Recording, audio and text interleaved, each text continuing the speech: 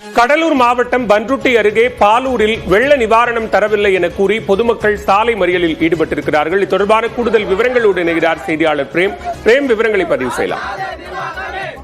Balavel, December 1 மற்றும் 2ஆம் தேதிகளில் தென்பெண்ணை ஆற்றில் ஏற்பட்ட வெள்ளப்பெருக்கு காரணமாக கடலூர் மாவட்டம் கடுமையாக வெள்ள பாதிப்பை சந்தித்தது. குறிப்பாக பன்ருட்டி, அன்னகிராமம், கடலூர் ஆகிய பகுதியில் தென்பெண்ணை ஆற்றின் கரையோர மக்கள் கடுமையாக பாதிக்கப்பட்டார்கள். அதேபோல் பெஞ்சல் புயல் காரணமாகவும் கடலூர் மாவட்ட மக்கள் அதிக அளவில் சேதங்களை சந்தித்தது.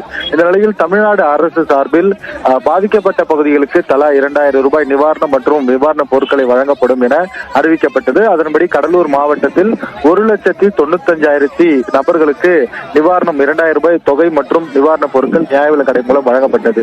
இருப்பினும் பன்ருட்டி, அன்னகிராமம் பகுதியில் 42 ஊராட்சிகள் இருக்கக்கூடிய நிலையில் 12 ஊராட்சிகளுக்கு முற்றிலுமாக நிவாரணம் வழங்கவில்லை என கோரி தற்போது அருங்குணம் பகுதியில் பாலூர் என்ற பகுதியில் கடலூரிலிருந்து பன்ருட்டி செல்லக்கூடிய பாலூர் பகுதியில் தற்போது 12 ஊராட்சிகளை சேர்ந்த மக்கள் மற்றும் கிராம மக்கள் சுமார் 300க்கும் மேற்பட்டோர் தற்போது மறியல் போராட்டத்தில் ஈடுபட்டு வருகிறார்கள். குறிப்பாக எந்தவித நிவாரணப் பொருட்களையும் வழங்கவில்லை, தமிழ்நாடு அரசு அறிவித்த 2000 ரூபாய் நிவாரணத் தொகையும் வழங்கவில்லை என்ற குற்றம் சாட்டி அவர்கள் மறியல் போராட்டத்தில் ஈடுபட்டு வருகிறார்கள்.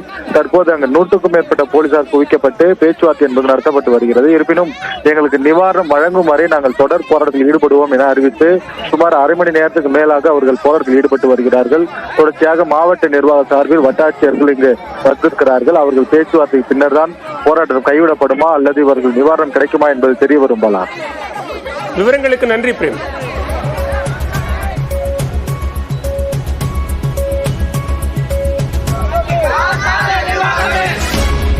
செம்பரம்பாக்கம் ஏரியில் உபரி நீர் திறந்துவிடப்பட்டு வரும் நிலையில் நீர்வளத்துறை அமைச்சர் துரைமுருகன் அதிகாரிகளுடன் அங்கு ஆய்வு மேற்கொண்டு வருகிறார். நேரலை காட்சிகளை பார்க்கலாம். கூடுதல் விவரங்களோடு இணைகிறார் செய்தியாளர் சோமசுந்தரம். விவரங்களை பதிவு செய்யலாம்.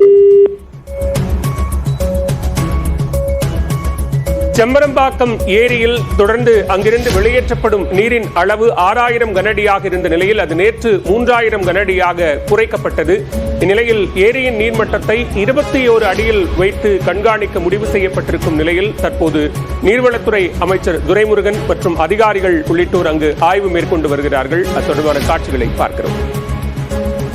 கூடுதல் விவரங்களோடு இணைகிறார் செய்தியாளர் சோமசுந்தரம். விவரங்களை பதிவு செய்யலாம். வணக்கம் பாலா.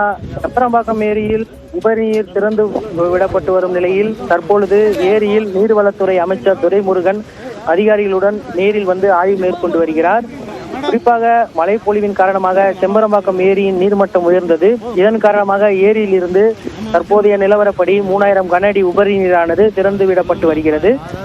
இந்த நிலையில் நீர்வளத்துறை அமைச்சர் துரைமுருகன் ஏரியின் நிலவரம் குறித்து ஆய்வு மேற்கொண்டு வருகிறார். தற்போது ஏரி நீர்மட்டம் உயரம் 21.05 அடியும் மொத்த கொள்ளளவு 3645 மில்லியன் கன அடியும் 2866 மில்லியன் கன அடியும் உள்ளது.